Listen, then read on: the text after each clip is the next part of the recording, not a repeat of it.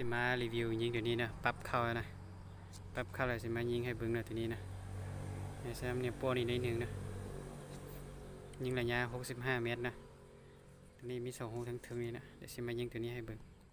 ยิงประมาณ3 ลูก 4 ลูกนะอยู่กะลานะ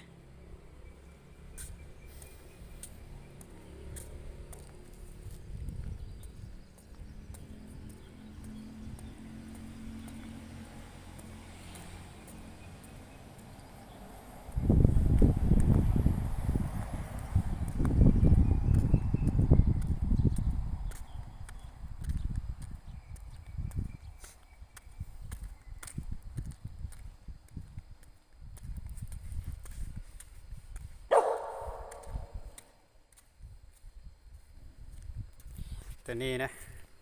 เป็นรุ่น FX ปี2021นะเป็นทางอลูมิเนียมเนาะ0.42นะราวเป็นราวที่เคฮ่องกงนะมาจากฮ่องกงนะยาว17 อินนะประมาณ50 เซนนะ50 สังทีนะตัวนี้ไทยมันพักได้นะดึงได้นะกล้องสูงนะเป็นรุ่น Discovery นะ3x42 3-12x42 นะเป็นรุ่นนี้ได้กันขึ้นนะรุ่น Discovery บาจะเป็นบาสีดำนะตัวนี้จะเป็นดูล็อกไก่นะบางลูกค้าเอาไปเราบดสางใส่นะตัวนี้เวลาเขายังล็อกไก่บอฮะนะเป็นปลอดภัยนะทีนี้นะจะมายิงลูกน้อยนี้นะยิงระยะ65นะขนาดเป็น5.5ยิงก็ได้5.52ก็ได้เด้อ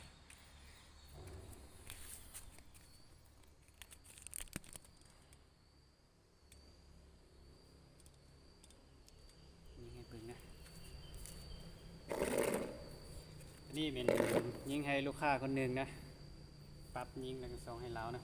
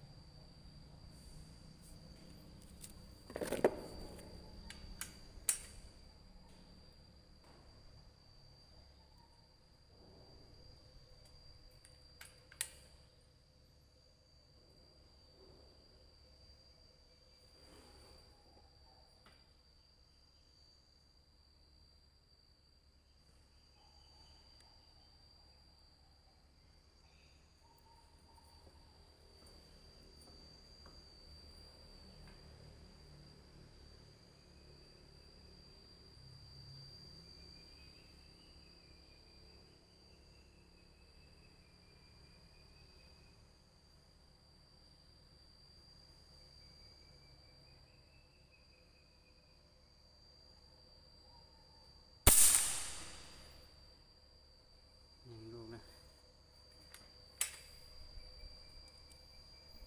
ยิงลูก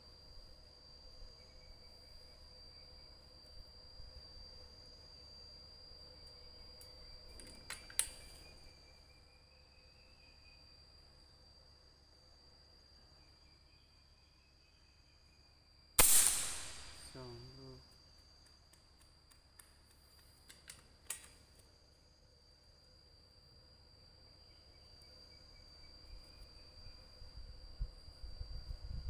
2 ลูกนะยิงลูกที่3ลู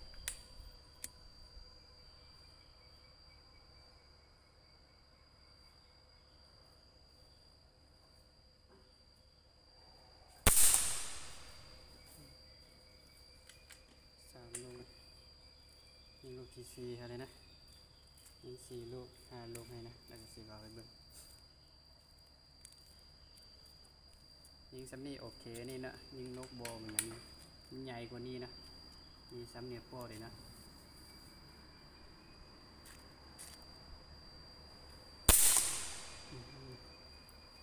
สอง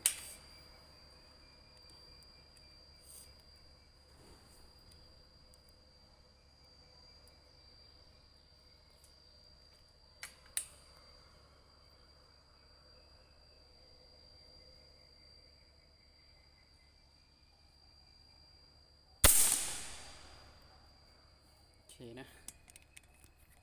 ไปเบิ่งนะนี่นะสบายเบิ่งนะ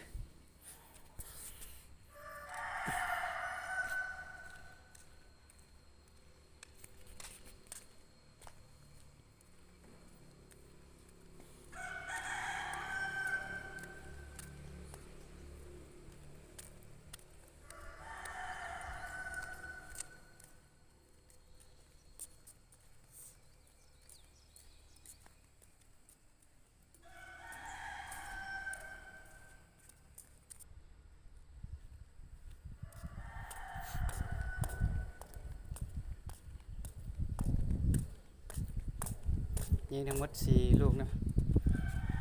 นะ3ลูกเข้าเป้านี่หมดเลยนะ